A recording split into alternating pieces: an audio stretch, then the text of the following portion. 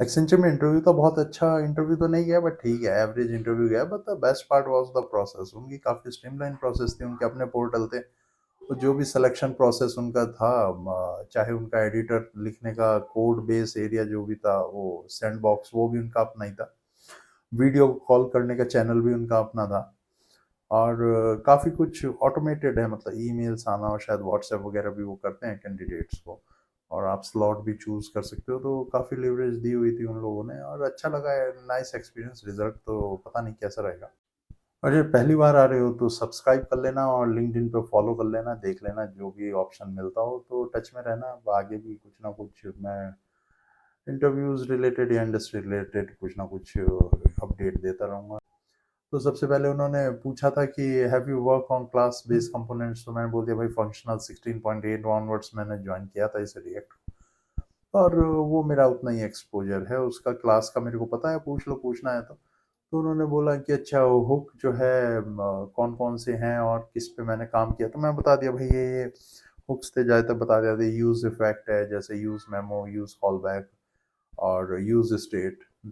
तो ये common hook हैं, तो इन पे ही काम किया है, वो मैंने उन्हें बता दिया था। उसके बाद उन्होंने पूछा कि अगर एक वेब पेज दे दिया जाए तो आप क्या करोगे उसमें। तो अब यहाँ पे एक्चुअली रोल शायद थोड़ा सीनियर था, तो वो डायरेक्ट क्वेश्चन नहीं पूछा था, बहुत दूर से निशाना मार देता था कि अब तुम देख लो टारगेट कहाँ लगेगा इसका। तो एक रिएक्ट का एक बना दिया, अब क्या करोगे तुम।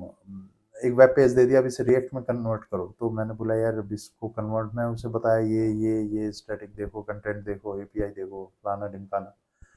फिर अल्टीमेटली उन्होंने फिर बोला कि और बताओ रिएक्ट के एस्पेक्ट में बताओ। फिर मैं बोला यार अब इसे कंपोनेंट बना लो भाई।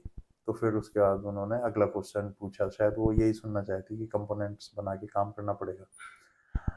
और डिज़ाइन पैटर्न्स पूछे, तो मैं बोला सिंगलटन फैक्ट्री। मैं इतना ही बोला। उन्होंने बोला, अच्छा सिंगलटन के बारे में बताओ, सिंगलटन क्या करता है।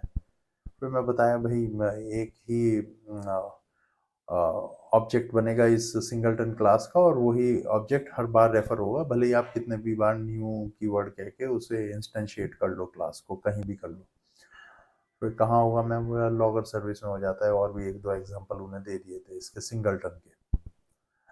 अब उसके बाद मैंने पूछा कि तीन लोगों के बीच में एक रेस्पॉन्सिबिलिटी, हेडर, फुटर और नेवी नहीं, हेडर है, लेफ्ट नेविगेशन है, एंड मेन ऐप है। तो इन तीनों को कैसे डिस्ट्रीब्यूट करोगे। मैं वही एक एक पकड़ा दो उन्हें, और क्या करना उसमें। तो क्या नहीं ये है वो है। मैं फिर उन्हें बोला कि भाई इसको देख लो, वरना आधा आधा काम करके दोगे तो फिर दिक्कत होगी। वो कह रहा नहीं, अब कोई है जिसे H T M L C S S नहीं आती है, फिर एच टी एम एल बहुत थोड़ी सी आती है।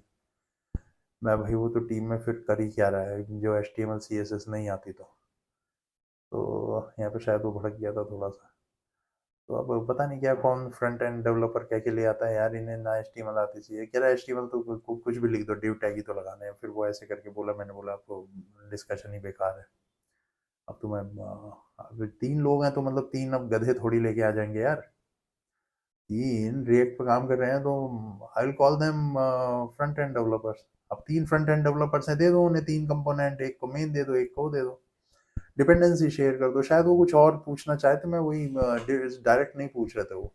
फिर उन्होंने बोला टाइप स्क्रिप्ट कैसे काम करती है, क्यों ज़रूरी है। बताया भाई टाइपिंग्स के लिए ज़रूरी होती है टाइप स्क्रिप्ट। फिर ये सिक्स उसके फीचर्स पूछे, तो मैं बता दिया भाई लेट, कॉन्स्ट, एरो, और स्ट्रक्चरिंग, डिस्ट्रक्चरिंग, रेस्ट, क्लास, इनहेरिटेंस, ये सब हो जाता है। फिर उसके बाद उन्होंने पूछा कि अच्छा बाकी सब चीज़ें तो सही थी भाई। उनका एक ऑनलाइन एडिटर जो था ना, उसमें सारे तो रन टाइम थे, बस एक वो जावा वाला नहीं था रन टाइम। उसमें जावा, डॉट नेट, पाइथन, ये सारे लिखे हुए थे। वो फिर आखिरी में पता नहीं क्या लगाया उन्होंने, नोट पैड या क्या लगाया होगा, उस पर तो कोड करना पड़ा था। तो उसका रन टाइम ही गायब था उनके एडिटर में। और उस पर फिर उन्होंने बोला अच्छा एक वो लिख दो बना के, एम्प्लॉय ऑब्जेक्ट। तो मैं उस पर नोट पैड टाइप का कुछ था उनका एडिटर जो था, क्योंकि जावा स्क्रिप्ट वाला तो था ही नहीं। तो मैंने उस पर बना दिया, मैंने वेर ले लिया।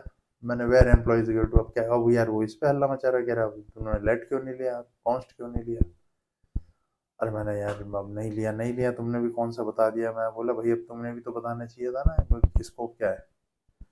तो अभी लिख दिया, लिख दिया। कह रहा क्यों लिख दिया। मैं बोला भाई आजकल ऐसे ही होता है, ज़्यादातर लोग एक्मा इसके 5 ही पूछ रहे हैं आज भी, भले ही 6 आ गई है, 7 आ गई है। तो कह रहा नहीं जब है यहाँ पे तो हम तो वही लिखेंगे ना जो है। मैंने बोला भाई अब मैं क्या ही करूँ, बस मैं बोला आज होना ही नहीं है लग रहा आज इंटरव्यू। फिर उसके बाद चला फिर थोड़ा सा और आगे, और उसके बाद उन्होंने बोला ये नाम ऐसे क्यों लिखा, अब ये तो आर्टिफिशियल इंटेलिजेंस या जनरेटिव एआई होगा, उसको कंफ्यूजन हो जाएगा। डिपार्टमेंट नेम को मैंने टाइपिंग बचाने के चक्कर में डी नेम लिख दिया। तो उस पर हल्ला बोला। मैंने बोला यार अब लिख दिया, लिख दिया, अब मैंने भाई काट दिया। वो सब चीजें तो सही आ रही थी, एक जगह जहां मैं फंसा वो था डिस्ट्रक्चरिंग, कि डिस्ट्रक्चरिंग कैसे करेंगे ऑब्जेक्ट की। अब वो फर्स्ट लेवल की तो कर दी, वो सेकंड लेवल की मेरे को याद ही नहीं रही यार, वो सिंटेक्स क्या होता है उसका डिस्ट्रक्चरिंग का। मैं बोला भाई अब ये याद नहीं आ रहा जो है वो फर्स्ट का, ये सेकंड का। फिर उसने बता दिया ऐसे करके लिख दिया। मैं ठीक है। फिर उसने बोला अच्छा नोड पे काम करा। मैंने बोला हाँ भाई करा है। उसने बोला अच्छा कोई एप्लीकेशन है, पब्लिक एपीआई है, वो बहुत टाइम ले रही है तो क्या करेंगे। मैंने बोला भाई तो करना क्या है, हमें क्या करना है, हमने तो उठा के मैसेज उसको पास कर देना है क्लाइंट को, कि भाई सर्विस फेल्ड या जो भी है। तो फिर क्या है, नहीं यहाँ पे रिट्राई यूज करेंगे। अरे यार मैंने यार रिट्राई, अब तू कह रहा है वो चल नहीं रही तो अब मैं क्या ही बोलता। तो वो क्वेश्चन दूर दूर से छोड़े उसने और मैं हर बार डॉज कर गया। वो कोई तो एक तो मैं समझ जाता, वो मैं हर बार इधर उधर निकल गया। खैर वो उसमें उसकी भी गलती नहीं है, वो कुछ, अब वो रिट्राई नहीं बोल सकता था एक्चुअली उस चीज को करते करते। जैसे ही वो रिट्राई बोलता वहां पे पर्पस खत्म हो जाना था, वो मैं आंसर ही दे देता एकदम अगर वो रिट्राई एक बार भी बोल देता तो उसका जस्ट यूनिट टेस्टिंग में उसने पूछा कि वो यूआई के लिए क्या यूज करेंगे, ये कैसे करेंगे। तो मैं बोला यार अब आते तो हैं वो एंजाइम वगैरह, वो मेरे को ध्यान नहीं आया उस टाइम पे ना। अब मैं कह रहा यार अब कुछ याद यूज तो होती हैं, फिलहाल मेरे को याद नहीं आ रहा। तो यूआई टेस्टिंग में था कि बटन दबाओ तो ये होना चाहिए, लेबल ऐसे हो, तो उस टाइप का था उनका क्वेश्चन। ऑथेंटिकेशन पूछा, how to implement authentication in React JS, वो बता दिया था ऑथेंटिकेशन, मैं लिख के भी दिखा दिया था मैंने यार ऐसे ऐसे कर लेना। फिर आया वो और क्या था, चैलेंजिंग टास्क कौन सा किया आपने अभी रिसेंट टाइम में, ये क्वेश्चन पूछा था। मैं बोला यार कुछ चैलेंज तो विहीन हो गई है दुनिया आजकल। फिर बता दिया मैंने ये वो मॉड्यूल फेडरेशन का नाम ले लिया, अब कुछ करा तो है नहीं, मतलब ऐसा कोई मैंने नासा वाला काम, ऑर्डनरी काम कर लेते हैं वो बहुत है हमारे लिए। अब कुछ मिलता भी नहीं है करने को, तो मिलेगा तो कर देंगे क्या है। फिर उसके बाद में नेस्टेड सीएसएस का एक स्पेसिफिसिटी रिलेटेड क्वेश्चन पूछा था, 3 स्टाइल है वो, 2 तो मैंने बता दिया, तीसरा मैं गड़बड़ करके डॉज कर गया, वो भी मेरे को आंसर जो था, आंसर वो भी धोखा दे गया। और उसके बाद में पूछा कोई क्वेश्चन है क्या तुम्हारे को मेरे से पूछने के लिए। मैंने बोला बस भाई बंद कर दे यार, अब तू रिजेक्ट ही मार दियो मेरे को।